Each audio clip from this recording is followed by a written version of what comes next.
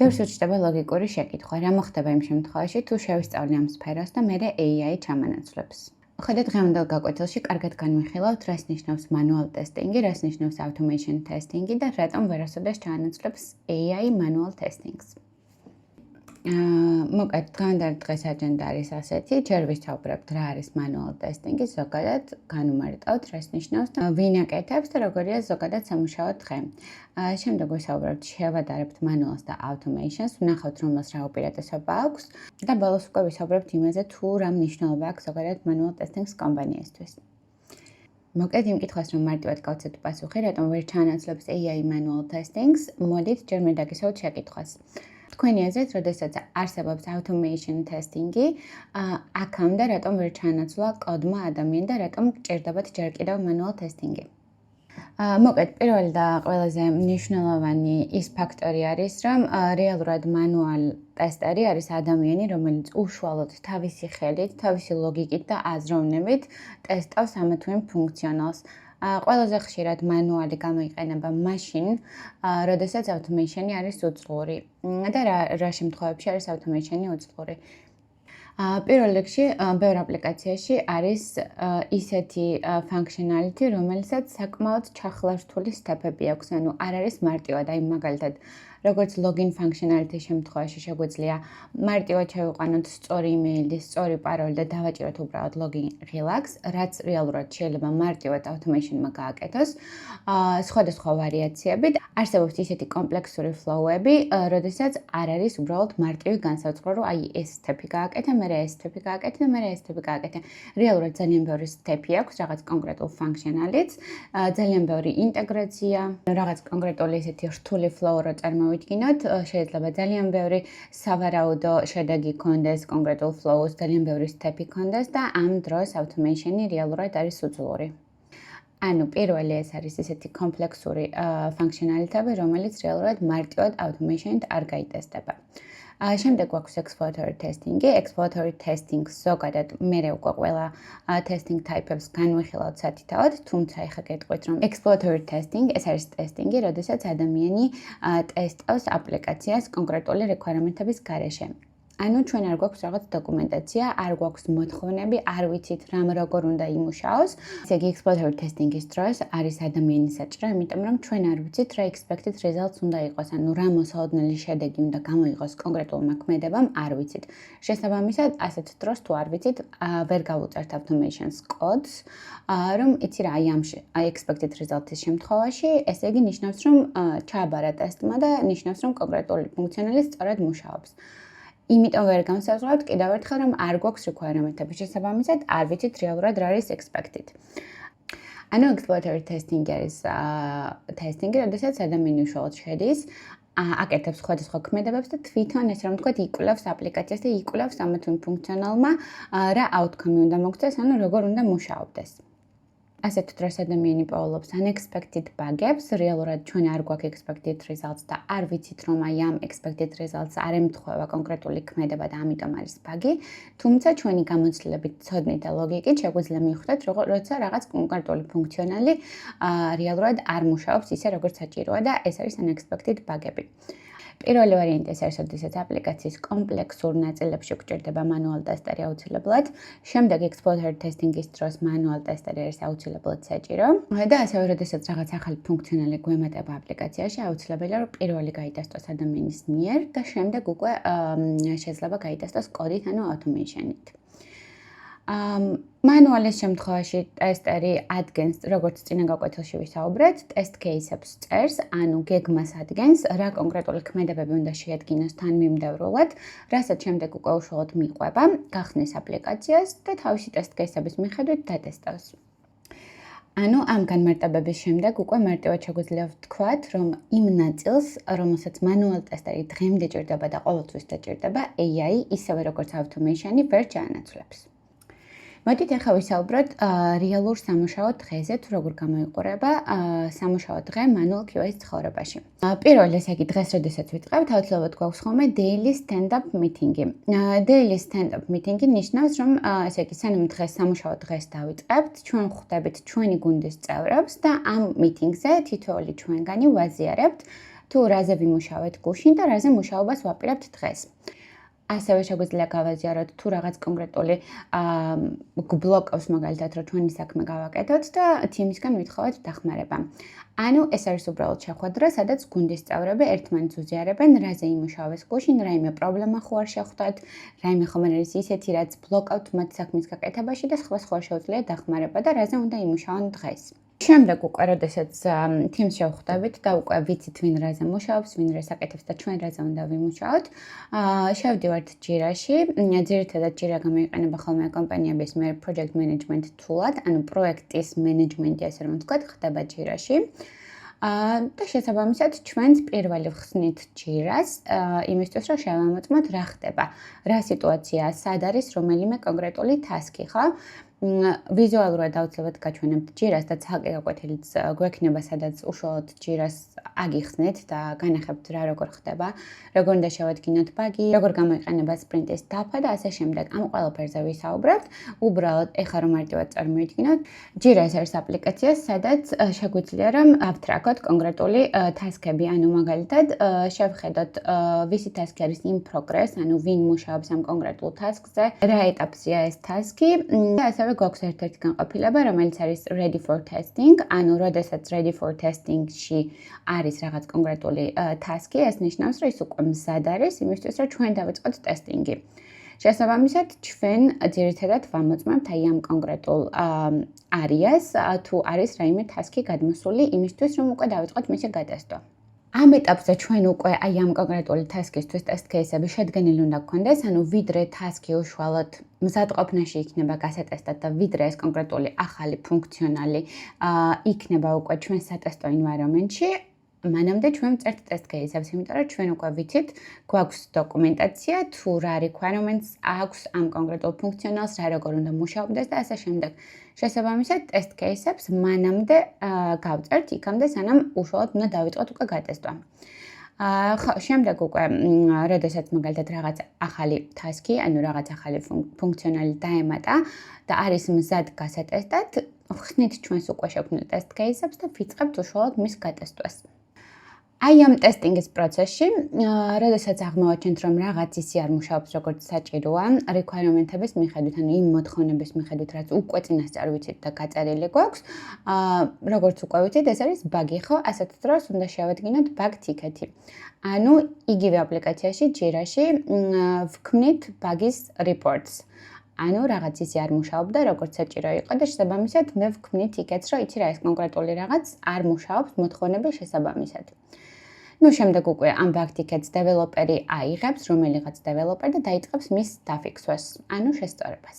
შემდეგ უკვე თუ რაიმე კონკრეტული ბაგი არის უკვე დაფიქსული, ჩვენ ვაკეთებთ retest-ს. ანუ პირველი ეტაპი ხო იყო, რომ ჩვენ მოკეთ ვნახეთ, რაღაც ტასკი იყო უკვე მზად დასატესტად, დავიწყოთ მისი დატესტვა, რაღაც ისე არ მუშაობდა, როგორც საჭირო იყო, გავხსენით ticket-ი და ვეუბნებით დეველოპერს, რომ აი ეს კონკრეტული ფუნქციონალი არ მუშაობს ისე, როგორც საჭიროა. ის უკვე დაიწყებს ამის დაფიქსვას და ისეთ შემთხვევებში, როდესაც უკვე დაფიქსული ბაგები გვაქვს, ჩვენ ვიწყებთ retesting-ს, ანუ ახლიდან უნდა გავტესტოთ ეს ფუნქციონალი. ანუ ახლიდან უნდა შევამოწმოთ და დაბრწმუნდეთ, რომ ეხა უკვე ნამდვილად დაფიქსულია და ნამდვილად ისე მუშაობს, როგორც საჭიროა. და დღეს ბოლოს თუ რაღაც ისეთი დოკუმენტაცია გვაქვს მოსამზადებელი, ან regression testing გასაკეთებელი, ამას ვაკეთებთ. თუმცა, რომ წარმოვიდგინოთ, მოკლედ, ჩვეულებრივი სამუშაო დღე გამოიყურება ესე დღის პირველ ნახევარში გვაქვს გუნდთან შეხვედრა, იმისთვის რომ განვიხილოთ, რაზე ვიმუშავოთ, რაზე ვაპირებთ რომ ვიმუშაოთ, ასევე მოვისმინოთ სხვებისგან იგივე. შემდეგ ვამოწმოთ აუცილებლად ჯირას და ვნახულობთ რაიმე კონკრეტული ხომ არ არის ჩვენთვის მზად რომ დავიწყოთ გადასტვა. ასევე რა თქმა უნდა შევამოწმოთ Slack-ი, ანუ უბრალოდ ჩათის აპლიკაცია, ვინმე რაღაც კონკრეტული შეკითხვა ხომ არ დაგვისვა, ვინმეს რაღაც ხომ არ აინტერესებს და ვინმეს ჩვენი დახმარება ხომ არ ჭირდება. შემდეგ უკვე მოკეთ ტესტ კეისების მიხედვით უშუალოდ ვიწყებთ ტესტინგს, ბაგის შემთხვევაში ვქმნით ბაგის reports, მერე გადავტესტავთ ამ შესწორებულ და გასწორებულ ფუნქციონალს და რამა ისეთი დოკუმენტაცია თუ გვაქვს დღის ბოლოს შესადგენიან გასაზიარებელი ვინმესთვის და ასე შემდეგ, აი ამ ყველაფერს მოვაგვარებთ. ასევე შეიძლება, რა თქმა უნდა, კვირის დღეს გააჩნია. შესაბამისად, სპრინტის დღეს გააჩნია. სპრინტის პირველ ეტაპზე ძირითადად ხდება ხოლმე ტესტ-კეისების წერა, იმიტომ რომ ჯერ მზად არ არის არაფერი გასატესტად. სპრინტის შუა ნაწილში ხდება უკვე უშუალოდ ტესტინგი და ბაგების შედგენა და სპრინტის ბოლოს უკვე ძირითადად არის ხოლმე ретესტინგი, გადატესტვა რაღაცების და რეგრესიონ ტესტინგი. რეგრესიონ ტესტინგი ეს არის კიდევ ერთხელ, როგორც exploratory testing-ზე გითხარით, ყველა testing types გავივლით სათითაოდ აუცილებლად ცალკე გაკვეთილში. თუმცა, ეხაც რაც შეგხვდება, ამას გეტყვით ხოლმე, რა თქმა უნდა, ეხაც მოისმენთ, მერეც მოისმენთ და მარტივად დაგამახსოვრდებათ. Regression testing-ი, ეს არის ტესტინგი, რომელიც ყოველთვის კეთდება ბოლოს, სპრინტის ბოლოს, იქამდე სანამ რილიზი მოხდება. იქამდე სანამ დააპდეიტებული ვერსია გავა production-ში მომხმარებელთან. ჩვენ უნდა გადავტესტოთ regression-ის დროს მთლიანი აპლიკაცია, ასე რომ ვთქვათ, ის მნიშვნელოვანი ფუნქციონალები, რასაც ყველაზე ხშირად იყენებს მომხმარებელი.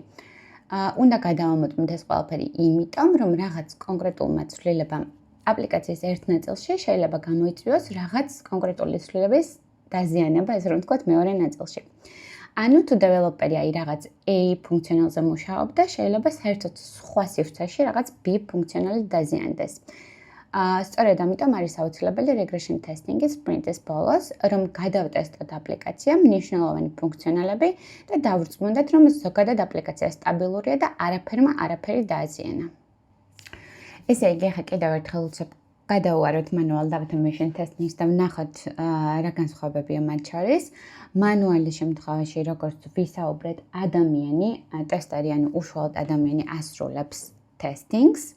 შეიძლება ეს იყოს ნელი, მაგალითად წარმოვიდგინოთ, რომ რაღაც კონკრეტული ფუნქციონალის გატესტვა, როგორც ლოგინის შემთხვევაში ვისაუბრეთ, აკაუნტზე შესვლის შემთხვევაში, უბრალოდ დავაჭერთ ღილაკს, რომ გაეშვას კოდი და ამ კოდმა შეიძლება რაღაც 3 წუთში გატესტოს კონკრეტული ფუნქციონალი. როდესაც ადამიანის შემთხვევაში, რა თქმა უნდა, ეს პროცესი შედარებით ნელი იქნება.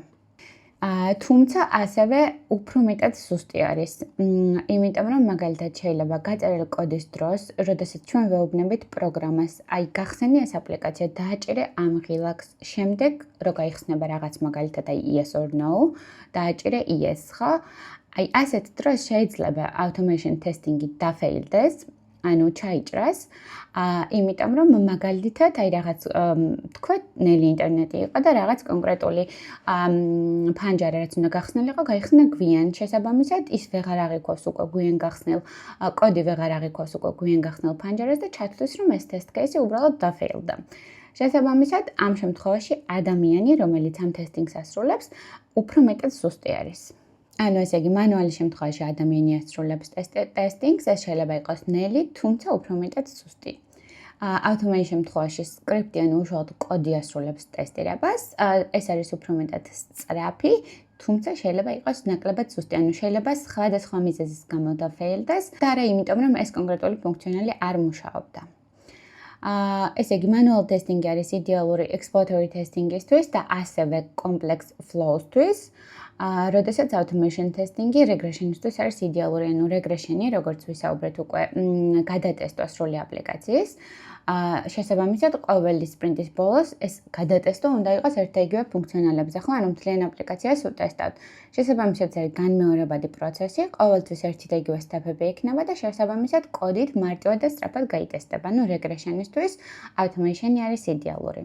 კოდი არ სჭირდება manuals და automation-ს კოდი სჭირდება, ეს განმასხვავებელი არის და სწავლის შემთხვევაშიც, რა თქმა უნდა, automation ტესტერმა აუცილებლად მიიწოდეს manual testing-ი, ისი automation პირდაპირ ვერ გახდები და manual-ის შემთხვევაში არ არის საჭირო კოდის ცოდნა, შენ კოდის ცოდნის გარეშეც შეგიძლია რაღაც ისეთი, მაგალითად, კოდის შესწავლას თუ რაღაც უნარი ჭირდება და დიდი დრო, manual-ის შემთხვევაში ეს არ გჭირდება. manual-ის შემთხვევაში, როდესაც რაღაც ახალი feature გვაქვს, როდესაც რაღაც ახალი ფუნქციონალიტი დაემატა აპლიკაციას, პირველი აუცილებლად manual-ი ტესტება.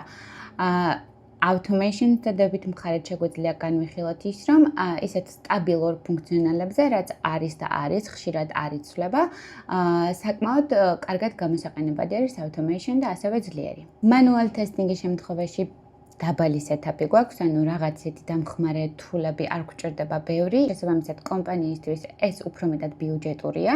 ანუ კომპანიას არ სჭირდება სხვადასხვა თულის შეძენა და ასე შემდეგ, რომ შენ მარტივად იმუშაო ხო, მანუალი, ანუ ადამიანი როცა შენი ხელით ასრულებს საქმეს, შესაბამისად, მისთვის კომპანიის მხრიდან ეს უფრო მეტად ბიუჯეტურია. ვიდრე რომ შევადაროთ automation-ს, როდესაც automation-ის შემთხვევაში საკმაოდ ბევრი რამ არის საჭირო, ესე თუ ის თული და ასე შემდეგ, რომ კომპანიამ შეიძინოს იმისთვის, რომ შენ კარგად და გამართულად იმუშაო, ანუ კარგად და გამართულად დაწერა კოდი. კარგით, მოდით ახლა ვისაუბროთ იმაზე, თუ რატომ არის ჯერ ისევ საკმაოდ აქტუალური და საკმაოდ მაღალმოთხოვნადი პოზიცია manual QA. პირველ რიგში იმიტომ, რომ ზოგადად ადამიანის ჩართულობა და რაც არ უნდა ყველაფერი რაღაცა მაქსიმალურად ყველაფრის ავტომატიზაცია მოვახდინოთ, ადამიანის უშუალო ჩართულობა მაშინ როცა რაღაც მოწმდება, კომპანიებისთვის ძალიან მნიშვნელოვანია. ანალოგიურად ადამიანი, მაგალითად, გაწერილი კოდი ამოწმებს და ტესტავს ზუსტად იმ ბრძანების მიხედვით, რასაც ჩვენ ვაძლევთ მას კოდით. თუმცა ადამიანის შემთხვევაში წარმოიდგინოთ, გარდა აი მაგალითად ჩვენ ხო რობოტები არ ვართ, როდესაც უშუალოდ ხსნი აპლიკაციას და რაღაცას ტესტავ, შეიძლება ერთ კონკრეტულ რაღაცას ტესტავ და თუმცა უშუალოდ ზოგადად იგრძნო, აი მაგალითად, როდესაც რაღაც ისე არ მუშაობს, როდესაც რაღაც სხვა, აი მაგალითად, თუნდაც რაღაც ფერი ან რაღაც დიზაინის მხრივ თვალში ისე არ გვხვდება, როგორც საჭიროა. შესაბამისად, უშუალოდ როგორც მართლა რეალური ადამიანები არიან აპლიკაციის რეალური იუზერები და გამომყენებლები, ჩვენც მათი თვალით ვხედავთ აპლიკაციას და თუ რაღაც ისეთი UX პრობლემა არის, ამ შემთხვევაში UX ნიშნავს ზოგადად UX ნიშნავს user experience, ანუ მომხმარებლის გამოცდილება. შესაბამისად, ჩვენ ვუზრუნველყოფთ და ვცდილობთ ყოველთვის, რომ მომხმარებლის გამოცდილება ჩვენს აპლიკაციაზე იყოს, რა თქმა უნდა, კარგი და შესაბამისად, როდესაც ჩვენ რაღაცას ვტესტავთ, შეიძლება საერთოდ სხვა რაღაცას ვტესტავდეთ, თუმცა უშუალოდ ადამიანები ვართ და ჩვენც რაღაც ისე რომ არ მოგვეწონათ, ანუ რაღაცაში რომ მაგალითად ან დიზაინის მხრივ თქვათ, ან მაგალითად რაღაც user რაღაც პრობლემას, აი მაგალითად ძალიან ბევრი კლიკი ჭირდებოდეს იმისთვის, რომ რაღაც ფორმაში ავსოს და ასე შემდეგ, ანუ მსგავს პრობლემებს ადამიანები ჩვენ ყოველთვის უკეთესად ვამჩნევთ, რა თქმა უნდა, ვიდრე ამას კოდი გააკეთებს. შემდეგი ეს არის, როგორც უკვე ვთქვით, რომ ნებისმიერ დროს, როდესაც ახალი ფიუჩერი ემატება აპლიკაციაში, ეს პირველი არის manual tester-ის გასატესტი და თუნდაც automation-ი იყო, ჯერ manual უნდა გადაამოწმო ეს flow და შემდეგ უკვე შეგიძლია ლოგიკურია, რომ გაწერო მასზე კოდი. job market-ს რაც შეეხება, manual QA-ს არის ერთ-ერთი ყველაზე მეტად მოთხოვნადი ერთ-ერთი ყველაზე მეტად მოთხოვნადი პროფესია ტექ სფეროში შესასვლელად. ანუ entry level-ის შემთხვევაში, ესე იგი დაბალი დონის დამწყებები და junior level-ები ყველაზე მეტად manual QA-ის პოზიციაზე არის მოთხოვნადი, ვიდრე მაგალითად ამ შემთხვევაში ვთქვათ, თუნდაც developer-ი ვთქვათ, ან automation და ასე შემდეგ. ანუ ზოგადად junior პოზიციების უმეტესი ნაწილი და დღევანდელი მონაცემებით 80% არის manual QA-ის მოთხოვნა დამწყები level-ებისთვის, ვიდრე მაგალითად ეს არის automation-ისთვის. და ზოგადად კარიერულ გზას, career path რო წარმოვიდგინოთ და დავაკვირდეთ, შენ პირდაპირ რო დაიწყო automation tester-ით, ზოგადად ვერ იქნები ისეთი კარგი ტესტერი და ვერ გაწერ, რა თქმა უნდა, ლოგიკურია კოდს. იქამდე თუ არ იცი რეალურად manual testing-ი და თუ არ იცი manual შენ როგორ უნდა გატესტო ეს რაღაც ფუნქციონალი. ანუ როდესაც ადამიანი იწყებს, შენ ჯერ აუცილებლად უნდა იყო კარგი manual tester-ი და შემდეგ უკვე შეგიძლია რომ გახდე კარგი automation tester-ი. შესაბამისად, career path-იც ეგრე იწყება. ჯერ ახარ manual tester-ი და მერე automation-ი. ხო, ეხლა უცებ ვისაუბროთ გავრცელებულ მითებზე. ანუ რა გავრცელებული მითები ტრიალებს manual QA-ის ირგვლივ. პირველი ეს არის automation manual-ს ჩანაცვლებს. და იმედია დღევანდელი გაკვეთილის შემდეგ უკვე შეგვეძლება რომ ადამიანებს რომლებიც მსგავს კომენტარებს გაგვიკეთებენ პასუხი გავცეთ გარკვევით თუ რატომ ვერ ჩანაცვლებს ვერც automation-ი და ვერც AI manual testers. ანუ ესე იგი როგორც უკვე ვიცით, automation-ი ასრულებს ძირითადად გამეორებად სამუშაოს, manual-ი კი უშუალოდ არის ადამიანი, რომელიც ფიქრობს, აზროვნებს და ლოგიკით ტესტავს ამა თუ იმ ფუნქციონალს. და კონკრეტულ შემთხვევებში, როგორც უკვე ვთქვით, exploratory testing-ის დროს ჩახლართულ სიტუაციებში, ანუ აპლიკაციის კომპლექსურ ნაწილში და ახალ ფიუჩერებზე ყოველთვის იქნება საჭირო manual tester-ი. შემდეგ ეს არის manual testing-ი მარტივია და მას უნარი არ სჭირდება. manual tester-ი, რა თქმა უნდა, შედარებით ყველაზე მარტივი პოზიციაა შესწავლის მხრივ, იმიტომ რომ ძალიან დიდი დრო არ ჭირდება. სხვა დანარჩენ პოზიციებთან შედარებით, რითიც შეგეძლოთ, რომ ზოგადად IT სფეროში და tech სფეროში მოხვდეთ. შესაბამისად, კი ის არის შედარებით მარტივი სხვა პოზიციებთან შედარებით, თუმცა რა თქმა უნდა, უნარი არ სჭირდება, არ არის სწორი, იმიტომ რომ manual tester-ი, როდესაც შენ ხარ ადამიანი, უშუალოდ ტესტავ აპლიკაციას, აი ხა გეტყვით, მაგალითად, რა განსაზღვრავს კარგ ტესტერს, რა განასხვავებს ამ შემთხვევაში კარგ ტესტერს ცუდი ტესტერისგან. ნაკლებად კარგი ტესტერისგან. მოკლედ, როდესაც ჩვენ გვაქვს რაღაც ფუნქციონალი, ხო? მაგალითად, წარმოვიდგინოთ login functionality, ანუ აპლიკაციის შესვლის ფუნქცია. login functionality-ის დროს, გვეუბნებიან, რომ ეს functionality შეიქმნა და მოდი დატესტე. ეხლა მე, ადამიანი, რომელიც ნაკლებად კარგი ტესტერი ვარ ამ შემთხვევაში, გავხსნე აპლიკაციას და ვფიქრობ, ეხლა როგორ გავტესტო.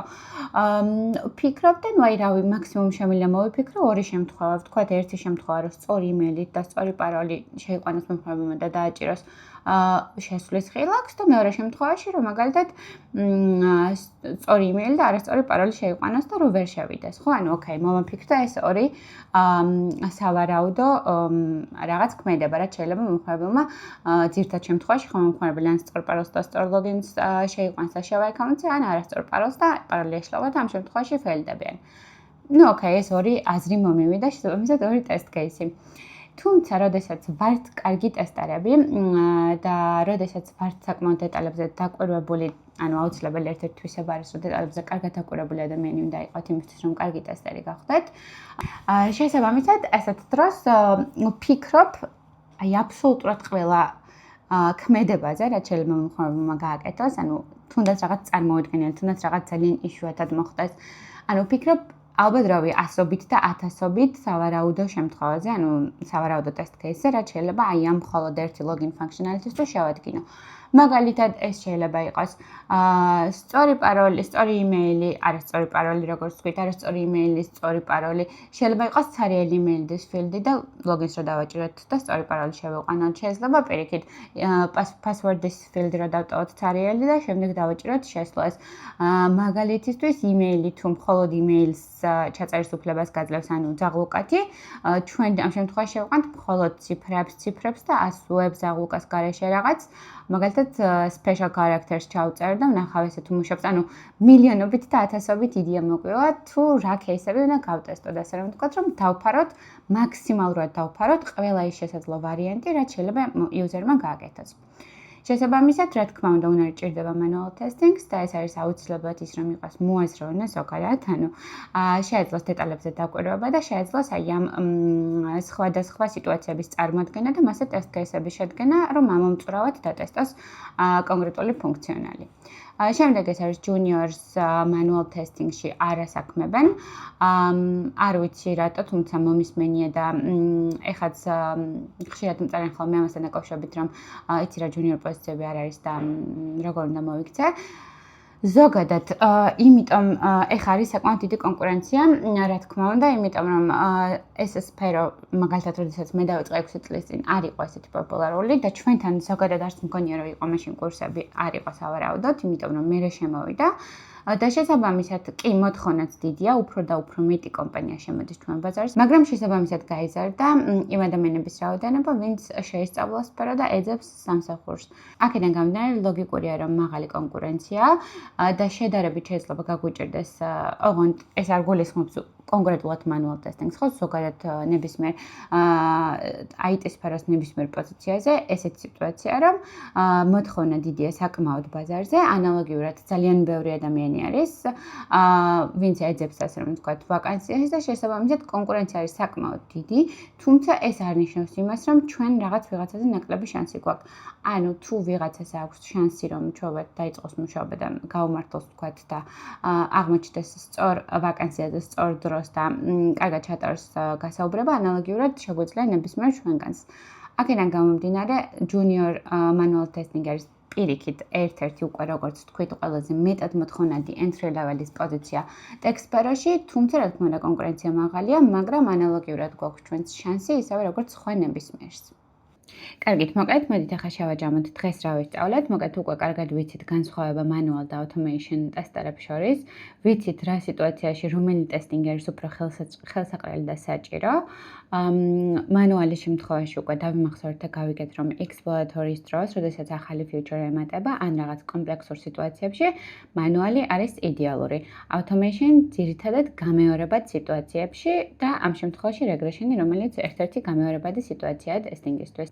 ასევე გავიგეთ, რომ manual testing-ი საკმაოდ აქტუალურია და რეალურად ძალიან მოთხოვნადია დღევანდელ ბაზარზეც და განსაკუთრებით entry level-ი, ანუ დამწყებებისთვის და junior პოზიციებზე განსაკუთრებით არის მოთხოვნა manual QA-ს მიმართულებით.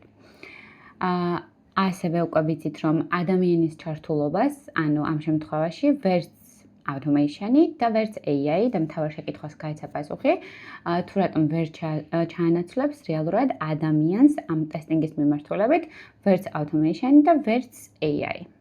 და ხო, კარიერულ ფასზე, როგორც ვისაუბრეთ, ეს არის ჯერ manual QA აუცილებლად, შემდეგ automation QA. მოკლედ, დღევანდელი გაკვეთილი რეალურად სულ ეს იყო. ეხლა აგიხსნით მოკლედ მომდევნო გაკვეთილთან დაკავშირებით. იქამდე სავარაუდოდ სანამ მომდევნო გაკვეთილს ავტვირთავ, ანუ 5 შაბათს მომდევნო კვირის, ვფიქრობ, რომ გავაკეთოთ ერთი პრაქტიკული და ცოტა სახალისო გაკვეთილი, ესე რომ ვთქვათ, ჩანართი გაკვეთილი. სადაც რეალურად ავირჩიოთ რაღაც კონკრეტულ აპლიკაციას და უშუალოდ ჩავთვლით, რომ ჩვენი დასატესტი არის ეს აპლიკაცია და მივუყვებით ყველაფერს, ანუ დავიწყებთ test case-ების წერას და პირდაპირ გაკვეთილზე გავაკეთებთ ყველაფერს, რაც აი მაგალითად რომ მუშაობდეთ იმ კონკრეტულ აპლიკაციის ტესტერად, რაც გჭირდებათ რომ გააკეთოთ. შესაბამისად, მგონია რომ ეს საკმაოდ სახალისო იქნება და სავარაუდოდ 5 შაბათამდე დავდებ აი ამ გაკვეთილსაც, სადაც აუცილებლად ძალიან კარგი იქნება თუ თქვენც უშუალოდ მიიღებთ მონაწილეობას, მოისმენთ და მე გაკვეთილის ბოლოს მოგცემთ პატარა დავალებას, სადაც ანალოგიურად რასაც ჩვენ გავაკეთებთ, მსგავსი რაღაც გაკეთება მოგიწევთ უბრალოდ სხვა აპლიკაციაზე. დღეს სულ ეს იყო. მადლობა ყველას და აუცილებლად გამოიწერთ გვერდი და ჩართეთ სარისხება კი, რომ აი ესეთი მსგავსი ჩანართვებიც გაკვეთილებს შორის არ გამოგჩეთ და რა თქმა უნდა ახალი გაკვეთილიც.